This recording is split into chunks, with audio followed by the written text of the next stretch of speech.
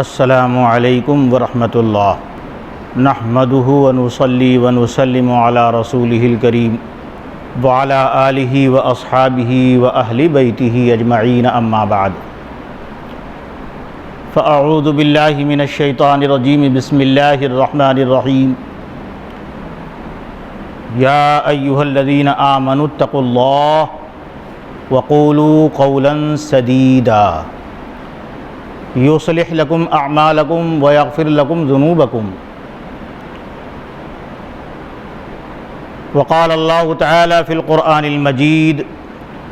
ان اللہ وملائکتہ یصلون علی النبی یا ایہا الذین آمنوا صلوا علیہ وسلموا تسلیما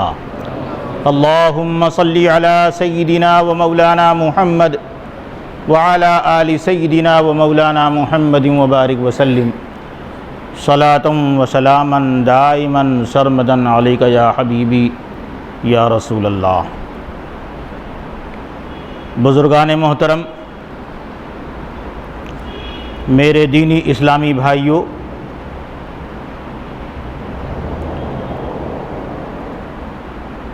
مینائی اسلامک مشن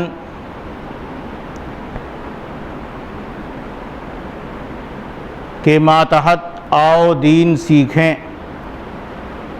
کا ہفتہ وار اجتماع اور اصلاحی نشست میں آئیے آپ سب کا خیر مقدم کرتے ہوئے آپ کو یہ اطلاع دوں کہ ابھی تک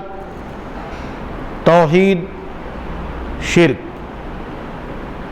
ایمان اور کفر، اللہ اور اس کے رسول صلی اللہ علیہ وآلہ وسلم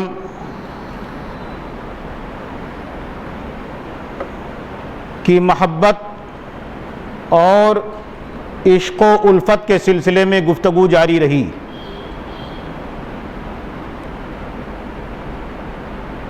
ترتیب کے مطابق میں نے آپ کو عرض کیا تھا کہ جیسے ارکان اسلام سب سے پہلے کلمہ شہادت، پھر نماز، پھر روزہ، پھر زکوٰۃ، پھر حج، اور اس کے بعد تمام امور زندگی اور نظام حیات کے تعلق سے انشاءاللہ گفتگو مسلسل ہفتہ وار جاری رہے گی۔ اسی پر عمل کرتے ہوئے آج ہم کلمہ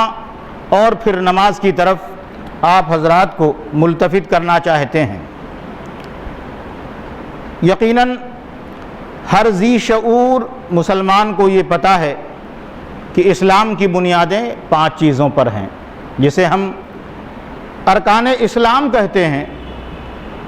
وہ 5 ہیں۔ ہر چھوٹے بڑے کو یہ معلوم بھی رہنا چاہیے، یاد بھی رہنا چاہیے کہ اسلام کے ارکان 5 ہیں۔ سب سے پہلے توحید و رسالت کی گواہی، جسے آپ کلمہ کہتے ہیں، پھر نماز، پھر روزہ، پھر زکوٰۃ، پھر حج۔ آئیے نماز سے پہلے ذرا کلمے کی برکات، اس کے فوائد، اس کے حسنات، دنیا آخرت میں اس کے منافع کتنے ہیں، اللہ نے، رسول اللہ نے اس کو کتنی عظمتیں، اس کی کتنی برکتیں اپنی امت کو بتائی ہیں، اس کو تازہ کریں۔ حضرت مولائے کائنات شیر خدا علی ابن ابی طالب رضی اللہ تعالیٰ عنہ کی روایت مشکوٰۃ شریف میں ہے کہ ایک مرتبہ آقائے نامدار صلی اللہ علیہ وآلہ وسلم اپنے پیارے صحابی حضرت معاذ کے ساتھ ایک پہاڑ پر تشریف لے گئے۔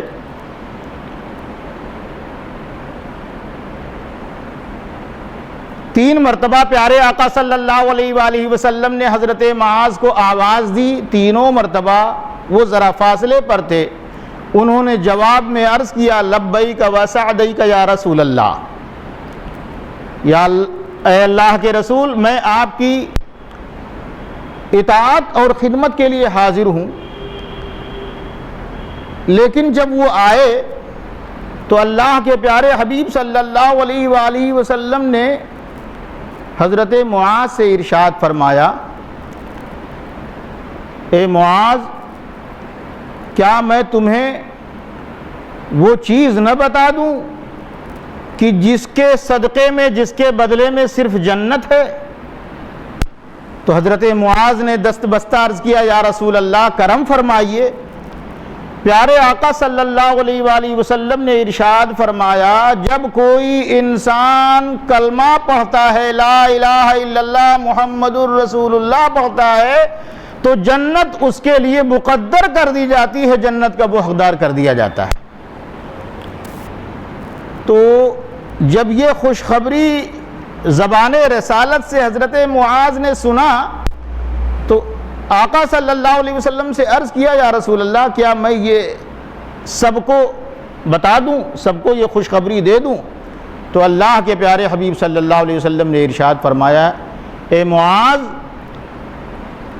اگر تم اس کی خبر دے دو گی جو بھی کلمہ پڑھے گا وہ جنت میں جائے گا، تو لوگ اعمال میں کوتاہ ہو جائیں گے، سست ہو جائیں گے، اعمال کو چھوڑ دیں گے، اس لیے تم اس کو عام نہ کرنا۔ حضرت معاذ کہتے ہیں کہ چونکہ یہ ایک دین کا علم تھا، میں نے پوری زندگی اس راز کو بچا کے رکھا، لیکن جب میری موت کا وقت قریب آیا تو میں نے چونکہ علم دین کو چھپانا بھی ایک معصیت ہے، گناہ ہے، اس لیے میں نے حضرت علی سے یہ واقعہ بیان کیا۔ حضرت علی رضی اللہ تعالی عنہ کے ذریعہ یہ امت تک پیغام پہنچا کہ آقا صلی اللہ علیہ وآلہ وسلم نے حضرت معاذ سے ارشاد فرمایا، جو بھی زبان سے کلمہ اور دل سے اس کی تصدیق کرے گا، اللہ تعالیٰ اس کو جنت ہی عطا فرمائے گا۔ حضرت امام فخر الدین رازی رحمۃ اللہ علیہ نزہۃ المجالس میں ان کی ایک حکایت لکھی ہوئی ہے، وہ ارشاد فرماتے ہیں کہ میدان عرفات میں ایک اللہ کا ایسا بندہ تھا جس کو میں نے دیکھا کہ وہ اپنے ہاتھوں میں 7 پتھروں کو چن کر لایا اور پھر ان پتھروں سے مخاطب ہو کے اس نے کہا، اے پتھروں، تم گواہ ہو جاؤ کہ میں گواہی دیتا ہوں۔ اس نے کہا، شہادت اشہد ان لا الہ الا اللہ و اشہد ان محمد رسول اللہ۔ اے پتھروں، تم گواہ ہو جاؤ کہ میں گواہی دیتا ہوں کہ اللہ کے سوا کوئی معبود نہیں، کوئی عبادت کے لائق نہیں، اور محمد اللہ کے رسول ہیں۔ پھر وہ یہ کہہ کے میدان عرفات سے جب فارغ ہوا، سویا، تو اس نے خواب دیکھا، اور خواب میں اس نے دیکھا کہ میدان قیامت بپا ہے،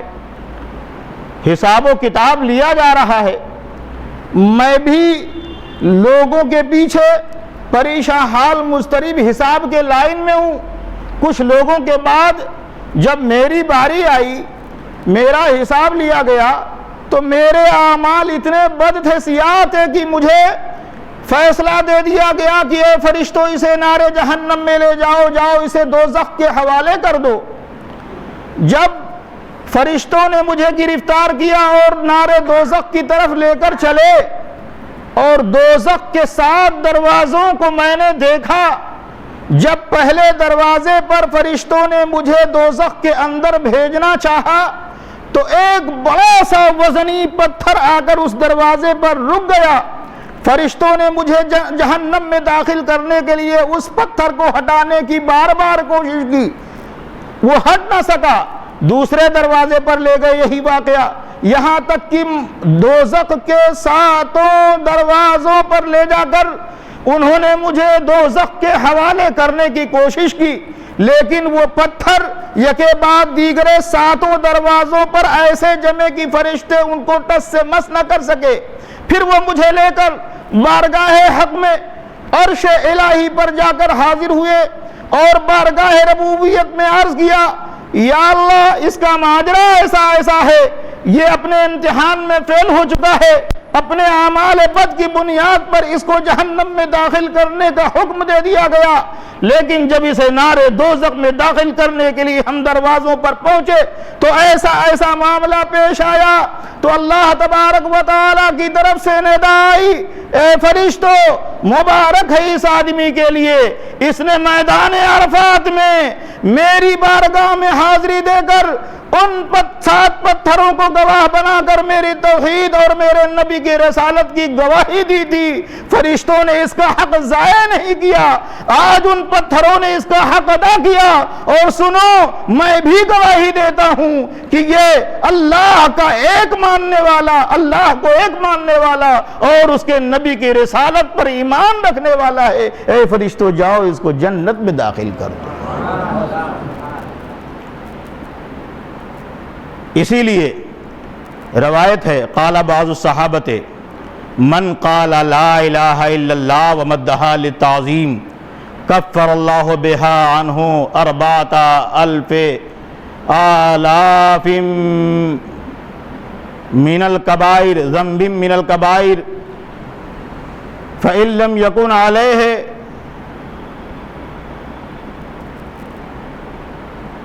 کفر اللہ عن اہلہ و جیرانہ۔ بعض صحابہ آپس میں یہ کہتے پھرتے تھے کہ اللہ تبارک و تعالی کا یہ عظیم احسان ہے کہ جو لا الہ الا اللہ محمد الرسول اللہ کہے گا اور اس کی عظمت کو ظاہر کرنے کے لیے اسے اللہ کو خوبصورت طریقے سے ادا کرے گا تو اللہ تبارک و تعالی اس کے نام اعمال سے 4000 گناہ کبیرہ مٹا دے گا۔ اور اگر کوئی ایسا بندہ ہے جس نے لا الہ الا اللہ محمد الرسول اللہ خوبصورت طریقے سے ادا کیا، محبت کے ساتھ ادا کیا، ایمان رکھتے ہوئے ادا کیا، تو اللہ تبارک و تعالی اس بندے کے پاس اگر 4000 گناہ نہیں ہیں تو اس کے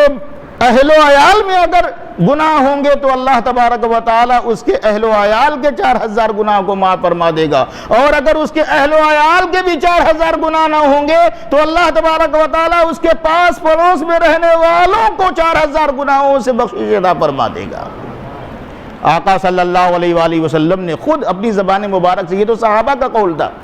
آقا صلی اللہ علیہ وآلہ وسلم خود اپنی زبان مبارک سے ارشاد فرماتے ہیں، من قال لا الہ الا اللہ ومدھا حدمت 4000 ذنب من الکبائر، یعنی جس نے لا الہ الا اللہ محمد الرسول اللہ کہا اور اس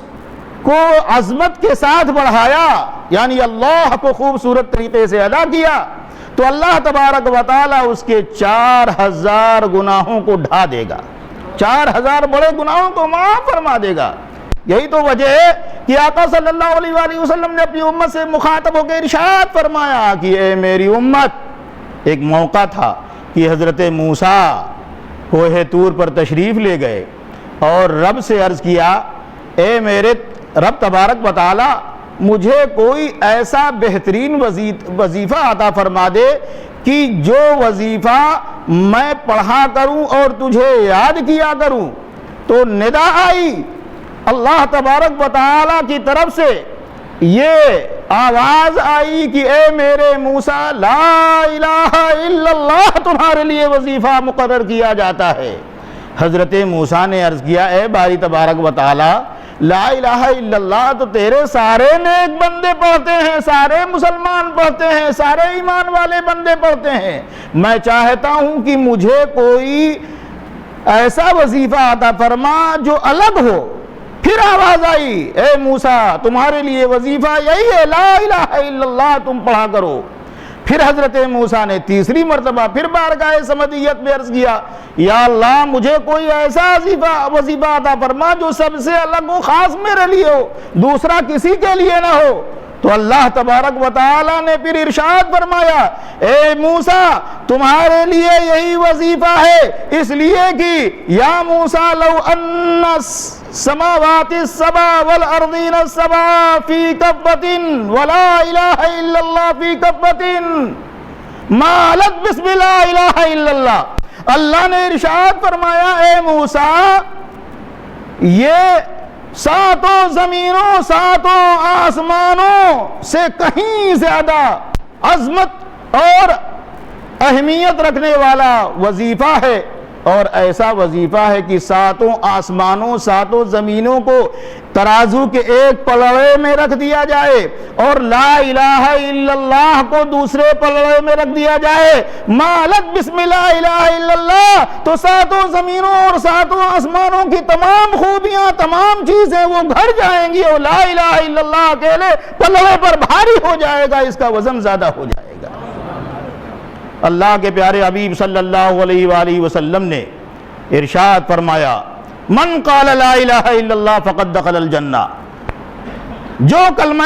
طیبہ پڑھتا ہے۔ اچھا ایک بات میں بتا دوں آپ کو کہ حدیث شریف میں جا بجا لا الہ الا اللہ کہہ کر محمد رسول اللہ بار بار نہیں ارشاد فرمایا گیا ہے، لیکن علماء حق اور اہل تفسیر ارشاد فرماتے ہیں کہ جہاں لا الہ الا اللہ کہا جائے وہ نام کی حیثیت سے آیا ہے، وہاں مراد یہ ہے کہ لا الہ الا اللہ اور محمد رسول اللہ پورا کلمہ مراد ہے۔ تو جہاں حدیث شریف میں کہا گیا من قال لا الہ الا اللہ فقد دخل الجنہ، اللہ کے نبی نے ارشاد فرمایا کہ جس نے کہا لا الہ الا اللہ وہ جنت میں داخل ہو جائے گا، تو یہاں مراد یہ ہے کہ گویا کہ وہ پورا کلمہ پڑھنے والا جنت میں داخل ہوگا۔ اب آئیے کلمے کی برکتیں دیکھیے۔ حضرت ابو البشر حضرت آدم صفی اللہ علیہ السلام کا واقعہ ہر امت کو معلوم ہے، ہر انسان کو معلوم ہے کہ جب شجر ممنوعہ کا پھل کھانے کی پاداش میں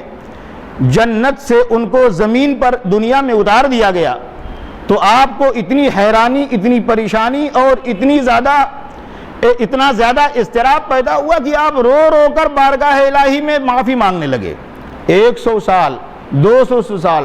300 سال تک کا عرصہ گزر گیا، حضرت آدم صفی اللہ علیہ السلام اپنی رب سے اپنی لغزش کی معافی چاہتے رہے،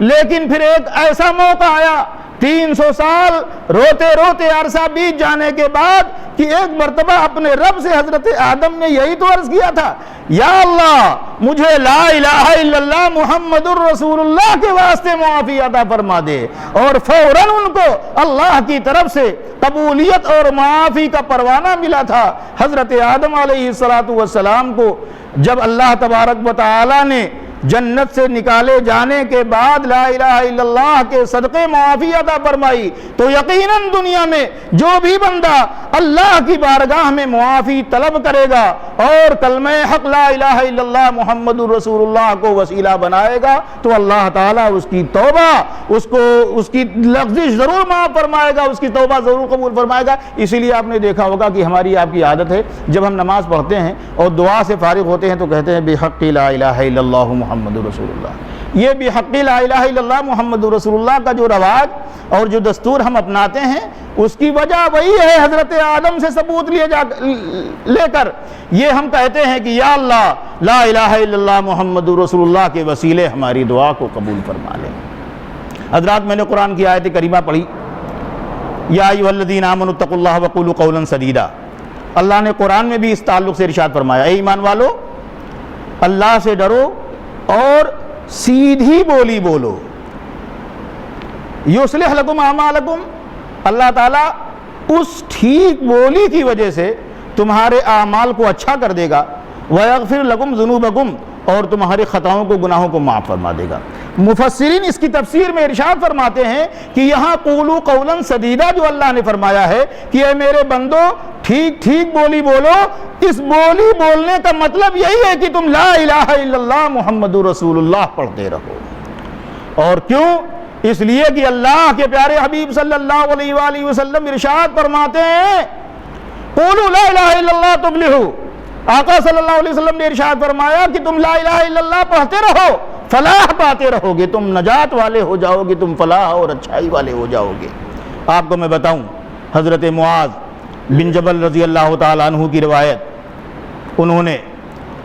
ان سے نبی کریم صلی اللہ علیہ وآلہ وسلم نے ارشاد فرمایا مفاتیح الجنتی شہادت اللہ الہ الا اللہ، اے معاذ جنت کی کنجی، جنت کی کلید کلمہ شہادت ہے، لا الہ الا اللہ محمد رسول اللہ ہے، اشہدو ان لا الہ الا اللہ و اشہدو ان محمد رسول اللہ، یہ جنت کی کنجی ہے۔ اور ایسی کنجی ہے کہ میں آپ کو بتاؤں، ایک امت محمدیہ کے بزرگ لشکر اسلام کے ساتھ اسلام کی طرف سے جنگ لڑنے کے لیے گھر سے نکلے، لشکر اسلام میں ملنا چاہتے تھے، راستہ بھٹک گئے اور ایک ایسے علاقے میں پہنچ گئے جہاں بہت ڈھیر سارے عیسائی نصرانیوں نے ایک محفل منعقد کر رکھی تھی، بڑا جم غفیر تھا عیسائیوں کا، نصرانیوں کا۔ جب وہاں پر پہنچے تو آپ نے جب وہ محفل آراستہ دیکھی اور ایک کرسی وہاں پر لگی ہوئی دیکھی جو خالی کرسی پڑی ہوئی تھی، آپ نے ان نصرانیوں سے پوچھا، بتاؤ یہ محفل کیسی ہے اور یہ خالی کرسی کس کے لیے ہے؟ تو ان نصرانی عیسائیوں نے جواب دیا کہ ہم ایک پادری کو اپنا پیشوا جانتے ہیں اور وہ ایک سال میں صرف ایک مرتبہ ہمارے درمیان یہاں تشریف لا کر ہم کو وعظ سناتے ہیں، ہم کو تبلیغ کرتے ہیں۔ آج وہ سال کا دن ہے کہ وہ پادری تشریف لانے والے ہیں، اس لیے ان کے انتظار میں ہم لوگ یہاں کرسی ان کے انتظار میں لگا کر جم غفیر کے ساتھ بیٹھے ہوئے ہیں۔ حضرات، یہ بات ہو ہی رہی تھی کہ لوگوں نے دیکھا کہ وہ پادری تشریف لے آئے۔ جب وہ پادری آئے تو انہوں نے کرسی پہ بیٹھ کر لوگوں کو بیٹھنے کا اشارہ کیا اور پھر اپنی قوم سے مخاطب ہو کے ارشاد فرمایا کہ آج میں تم کو وعظ نہیں سناؤں گا،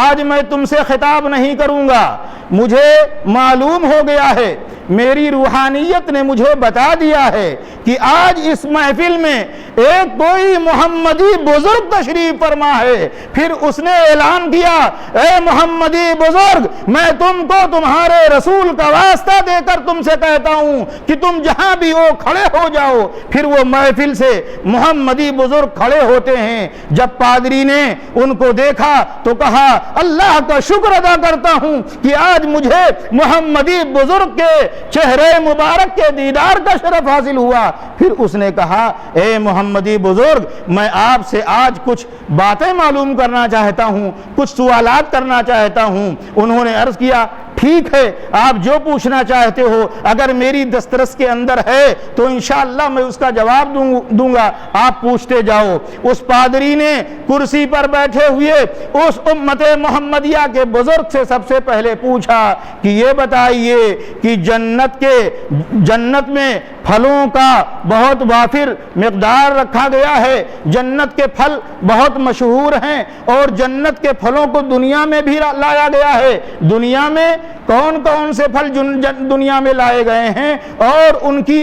کیفیت کیا ہے؟ تو اس محمدی بزرگ نے ارشاد فرمایا، ہاں، جنت کے بہت سارے پھل دنیا میں بھیجے گئے ہیں، سیب ہے، انگور ہے، سنترا ہے، یہ سب انار ہے، یہ سب ایسے پھل ہیں جو جنتی پھل ہیں، دنیا میں بھی بھیجے گئے ہیں، لیکن دنیا میں ان کا نام تو آیا ہے، ان کی شکل تو آئی ہے، مگر جنت کا ذائقہ ان پھلوں کے اندر نہیں رکھا گیا ہے۔ پھر اس نے کہا، دوسرا سوال کیا کہ اچھا یہ بتائیے کہ میں نے سنا ہے، آسمانی کتابوں میں پڑھا ہے کہ جنت کے پورے محلات پر ایک درخت کی شاخیں ہر محل پر پہنچی ہوئی ہیں، اس درخت کو درخت لہوبی کہا جاتا ہے، لہوبی کی شاخ جنت کے تمام محلات کے اوپر ہے۔ اب بتائیے دنیا میں بھی کیا کوئی ایسی خلق ہے، کیا کوئی ایسی چیز ہے جو جنت کے لہوبی درخت کی طرح ساری زمین پر، سارے کائنات پر روشن ہو، ساری کائنات پر پہنچتی ہو؟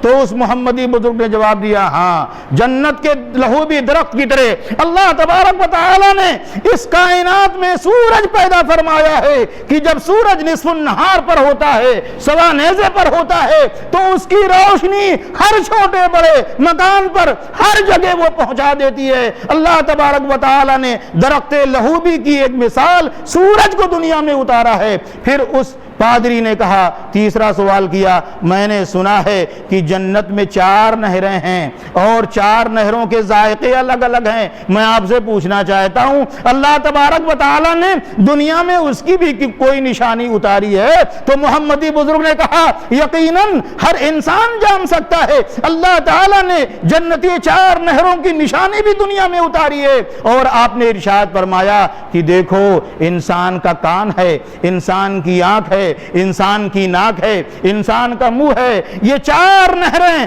یہ دماغ سے ایک جگہ سے جاری کی ہیں پروردگار عالم نے، لیکن چاروں کے معاملات الگ الگ ہیں۔ کان سے پانی بہتا ہے تو گندا اور بدبودار ہوتا ہے، آنکھ سے پانی بہتا ہے تو اچھا اور نمکین ہوتا ہے، ناک سے پانی بہتا ہے تو کریہ اور غلط غلیظ ہوتا ہے، اور منہ سے جو پانی نکلتا ہے وہ انسان کو خوشگوار اور لذیذ معلوم ہوتا ہے۔ دیکھو جنت میں اللہ تعالیٰ نے 4 نہریں رکھی ہیں، لیکن دنیا میں اس کی مثال انسانوں کے ساتھ بھیج دی ہے۔ پھر اس پادری نے کہا اے محمدی بزرگ، میرا چوتھا سوال آپ سے یہ ہے کہ جنت میں اللہ تبارک و تعالیٰ نے ایک ایسا تخت بنایا ہے کہ جب جنتی اس پر بیٹھنا چاہے گا تو وہ نرم اور نیچا ہو جائے گا، اور جب جنتی اس پر بیٹھ جائے گا تو وہ اونچا اور بلند ہو جائے گا۔ پروردگار عالم نے کیا دنیا میں اس کی کوئی مثال اتاری ہے؟ تو محمدی بزرگ نے قرآن کی آیت پڑھی افلا ينظرون الى الابل کیف خلقت۔ ہاں میرا رب ارشاد فرماتا ہے کیا لوگ دیکھتے نہیں کہ اللہ نے اونٹ کو کیسے پیدا کیا ہے، کہ اونٹ پر جب انسان سوار ہونا چاہتا ہے تو اونٹ خود بخود بیٹھ جاتا ہے سواری کے لیے، اور جب انسان اس کے اوپر سوار ہو جاتا ہے تو وہ اونٹ بلند ہو جاتا ہے اور کھڑا ہو جاتا ہے۔ پھر اس پادری نے کہا میں آپ سے ایک آخری سوال اور پوچھنا چاہتا ہوں۔ اس نے کہا محمدی بزرگ نے کہا ارشاد کیجیے، آپ بتائیے۔ اس نے کہا جنت کے بارے میں سنا گیا ہے کہ جنت میں لوگ کھائیں گے پیئیں گے، ہر طرح کی نعمتوں سے ہر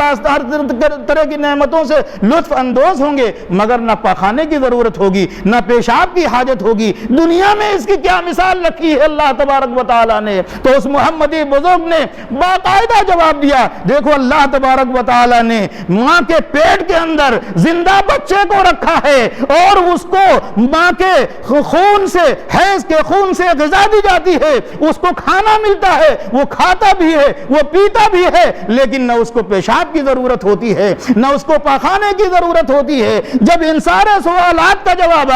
جوابات اس محمدی بزرگ سے اس پادری نے سن لیا تو خوش ہو کر کہا کہ بہت اچھا، میں آپ کا استقبال کرتا ہوں۔ تو محمدی بزرگ نے کہا آپ کے سارے سوالات کے جوابات میں نے دیے، میں بھی آپ سے ایک سوال کرنے کی اجازت چاہتا ہوں۔ پادری نے کہا ہاں شوق سے پوچھ لیجئے، انشاءاللہ میری دسترس ہوگی تو میں جواب دینے کی کوشش کروں گا۔ تو اس محمدی بزرگ نے اس پادری سے پوچھا بتائیے آپ کے علم میں جنت کی کنجی کیا ہے؟ جنت کی کنجی اللہ نے کس کو بنائی ہے؟ تو اس پادری نے حیرت کے ساتھ جواب دیا ارے سنو اس راز کو تو میں اپنے دل میں دفن کیے ہوئے تھا، آج تک میں نے کسی پر ظاہر نہیں کیا تھا، میں نے آسمانی کتابوں میں پڑھا ہے، میری آسمانی کتابیں گواہی دیتی ہیں اللہ تبارک و تعالی نے جنت کی کنجی لا الہ الا اللہ محمد الرسول اللہ کو بنایا ہے۔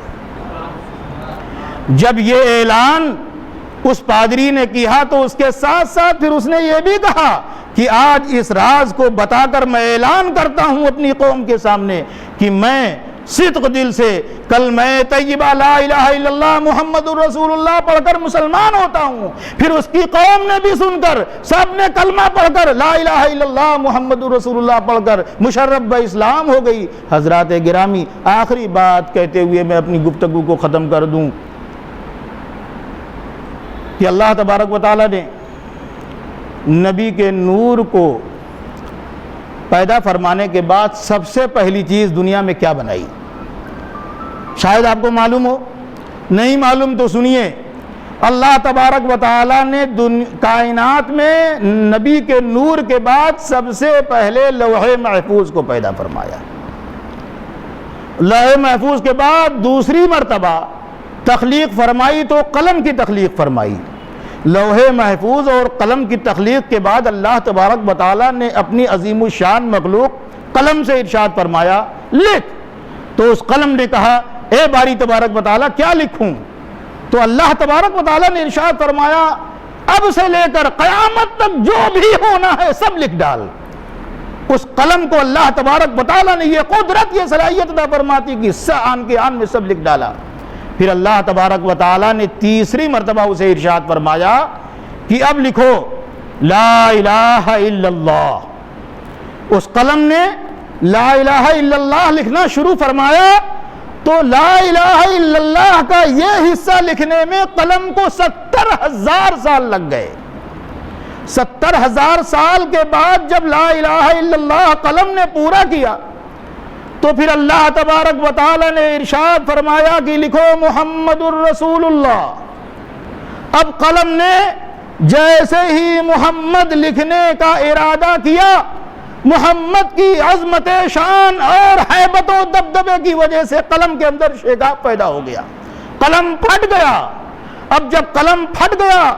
تو وہ قلم 7,000 سال تک اللہ کی بارگاہ میں گلگلاتا رہا، 7,000 سال تک تھرتھراتا رہا، 7,000 سال تک سر بسجود رہا۔ پھر اللہ تبارک و تعالیٰ نے کرم فرمایا اور استبران کی پٹی سے اس کی پٹی فرمائی، استبران کی 70,000 پٹیوں سے اس کے شگاف کو پر فرمایا اور تلقین فرمائی، اے قلم خبردار، میرا محمد